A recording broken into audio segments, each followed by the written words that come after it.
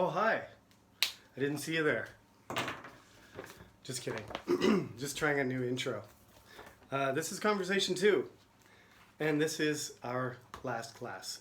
Today there's no new topic because we are doing exam review. Now, I want to say a couple things before we go through the topics. First of all, the most unfortunate thing, as I've mentioned about this class, is that normally we would have 2 hours a week to talk to each other. Now, each individual student, there's 20 of you, would only get to personally talk to me for a few minutes, but that still gives you the impression of actually interacting with people in a real sense, so that I think it just makes a better impression on, what you focus on, what you concentrate on, what you remember. So I know I've done my best to deliver these videos week after week and to entertain you as well as advise you and demonstrate to you how to speak English well. But there is an element of this class that has always been lacking.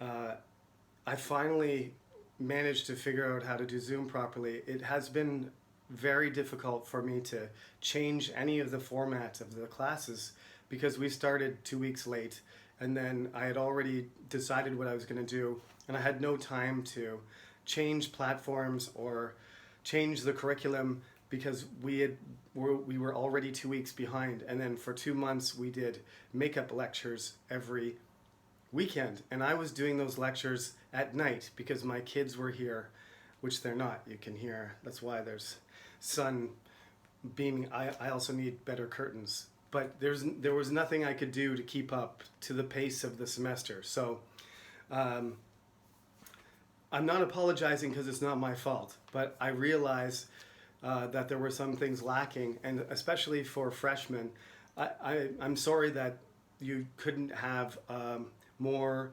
conversation, real-time conversation. I will get to see you in the interview.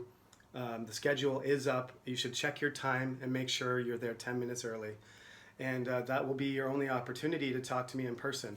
However, since the semester is slowing down, I am doing a Zoom class later today, which is a seminar type class, and it has enabled us to communicate with each other much more effectively, and I think all the students in that class are much more satisfied with that because it feels like it feels like I don't even know you, which is kind of strange when you're in a speaking class, that you wouldn't know your professor or that your professor wouldn't know you. So I just want to let you know that this is the last video lecture for this semester, but my plan tentatively is that when the fall semester comes around, if we're doing online courses again, I'm going to continue to do these video lectures, but I'm going to alternate between live lectures and recorded lectures. So I'm going to use this YouTube format because it's convenient. You can play back what I've said, you can record, you can look at the subtitles. It's good for lecturing, but it's not good for practicing. So this is what we're going to do next semester. If you decide to sign up for my conversation classes again, next semester, we'll just say, for example, there's going to be 2 video lectures, and every third lecture will be on Zoom or WebEx or the new Google stuff. Google's got its new video lecture classroom stuff too. We'll choose a platform, and I'll give the lectures, and then we'll have an interactive class. Every, let's say, third lecture will be interactive, and then we'll get to know each other and you'll get to practice. That's what we should have done. But I can't go back in time to February and do that. So I just want to let you know, if we're stuck online again in the fall, that the conversation classes, we have a plan for improving how valuable it is and how interesting it is and how effective it is at helping you practice speaking English, okay? So thank you for understanding all the things that have happened this semester. This is it. This is a review, and I'll see you in the interview. Our interview is, you guys are the Monday class, so that's June 14th.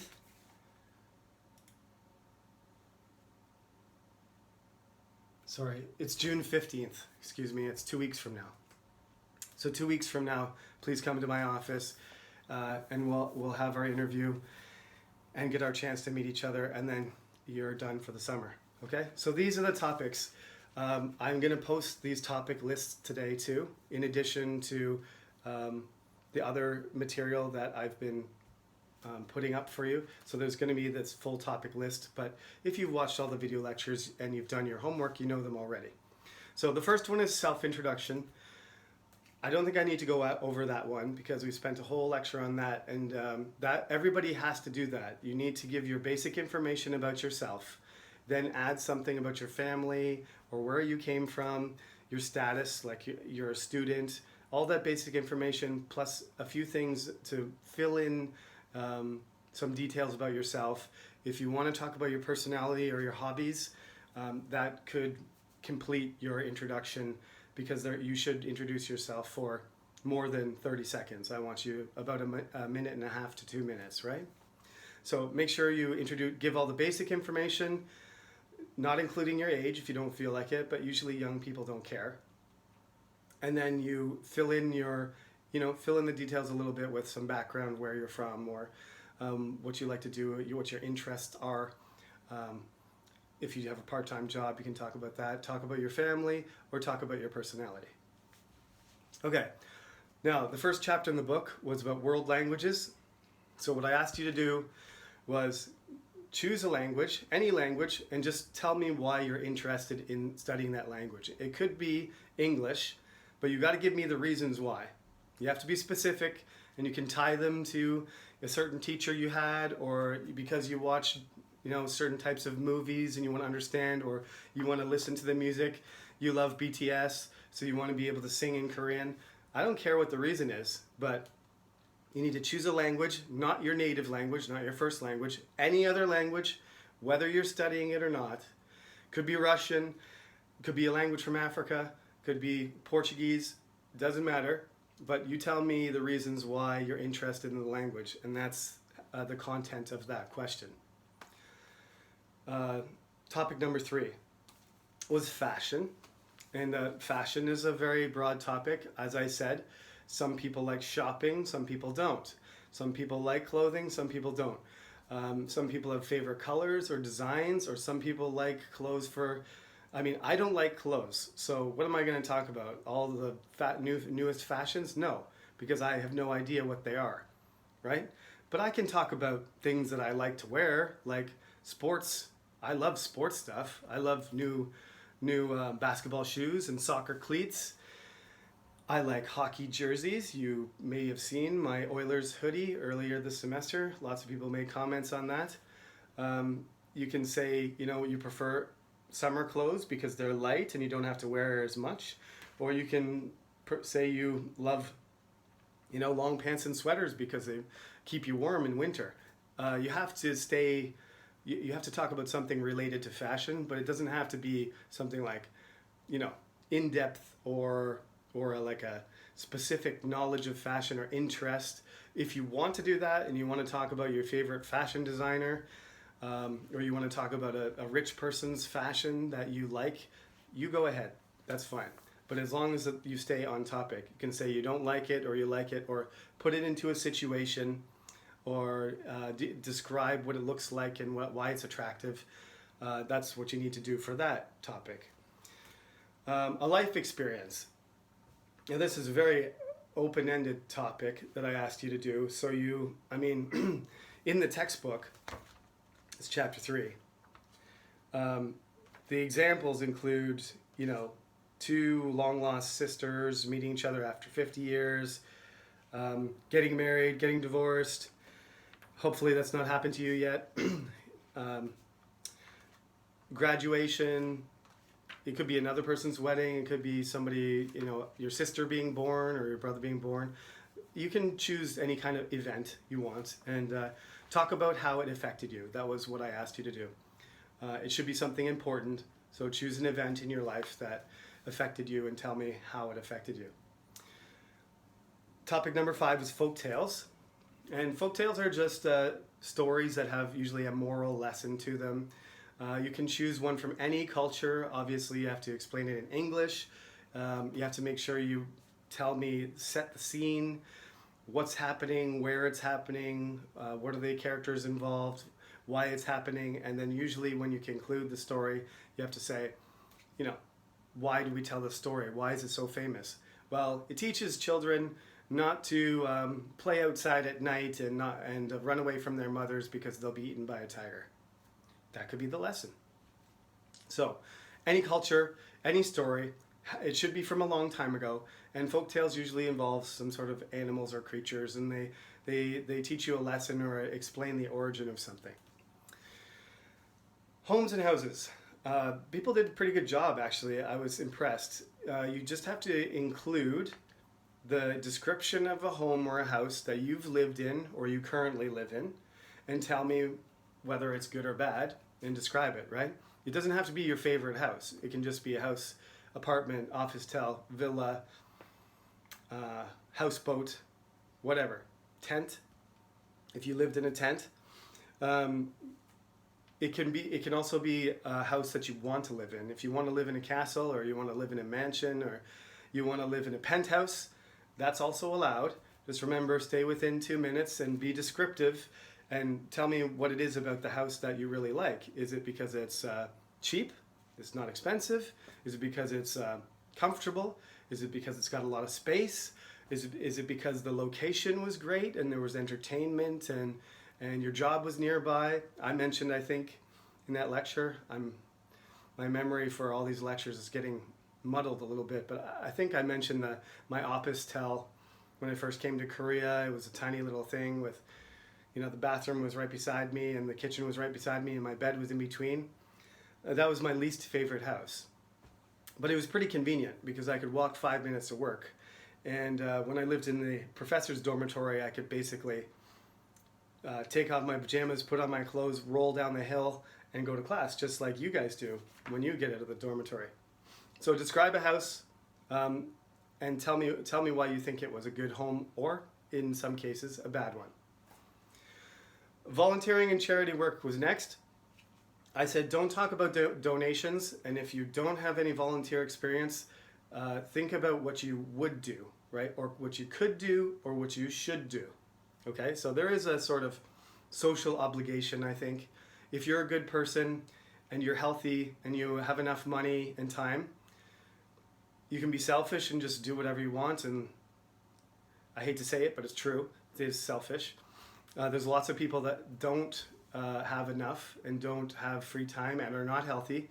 And if you are one of those lucky people, one thing that you can do is help another person, and that's called volunteering. So you're not supposed to get paid for that. You're supposed to do that because you believe in helping other people. That's what you need to answer for that question. Okay, number 8. We're going right through these as fast as possible. Number 8 is being healthy. I told you can talk about anything you want.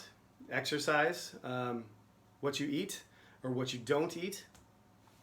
We talked about a little bit about vitamins and stuff, and how vitamins get exaggerated for marketing purposes, and you take too much of them and they're not necessarily doing anything good for your body. And supplements and balanced diets and all that kind of stuff.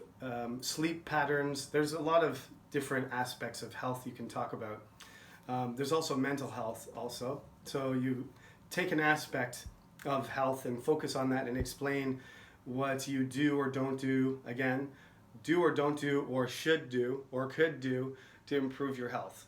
Okay? So if you don't do it, you're welcome to say, I don't sleep enough and this is what I need to do to change my sleep pattern. Or you can say, I have a terrible diet. I eat fried chicken every night with a bottle of cola at 1 o'clock in the morning. And you should probably not do that for too long. Okay? So choose what you want to talk about and then describe what you're doing or what you should do to stay healthy. Okay, number 9, it was about space, but I said you could choose any place. So you have to describe a place where it would be an interesting space.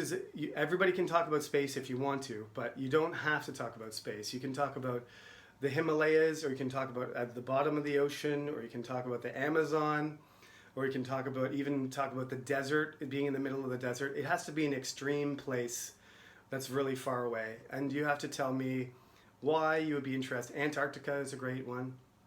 If you don't want to talk about outer space, you can talk about the moon or Mars. Just some place where human beings normally don't go or can't go. And then talk about why you would like to explore that place.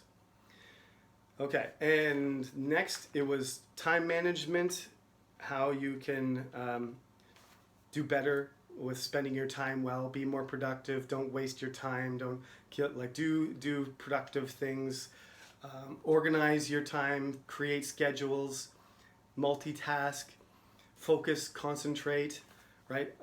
Those are all kinds of things that you need to say. Again, you can be positive or negative. You can say you want to use your time better and you need to organize yourself, or you can say, I have a timetable and every day I get up and I do this, and I have my exercise time, and I have my homework time, and I have my free time.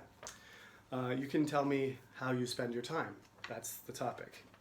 And the last one is chapter 10, topic number 11, where they talk about explorers and adventurers. And I said, the criteria for an adventure is not really fixed, but it's usually, you don't feel like you're having an adventure when you get up in the morning and ride your bicycle to school. That's not an adventure. It has to be something out of the ordinary, something different. And it has to be exciting, and often there's some danger involved in it, right? There's some risk. If it's super safe and you just get there easily, that's not an adventure, because there has to be some of this, heart-pumping, thrilling, exciting element to it. So you can talk about camping as long as there is this sense that you're doing something somewhat difficult. If you're going to drive your car 1 hour, park it, they set up the Korean barbecue for you, the tent is there, there's beds already made for you and pillows, and all the food gets cooked for you. That's called glamping. And glamping is not an adventure. Glamping is lazy camping. And I'm allowed to say that because I like backcountry camping in Canada, where there's wolves and bears and moose and beavers, and nobody can come and get you unless they bring a helicopter, okay? So we're looking for backcountry camping stuff, whitewater rafting, skiing, snowboarding, trekking through the jungle, right? And it doesn't even have to be your case. It can just be something you want to do, or you can just describe, but try and be specific. Don't generalize too much. That's the advantage of talking about a particular person or talking about yourself, is you automatically become more specific. So that applies to all of the topics. Please don't just generalize about all clothes. Every year trends change. Don't give me some sort of basic introduction about fashion.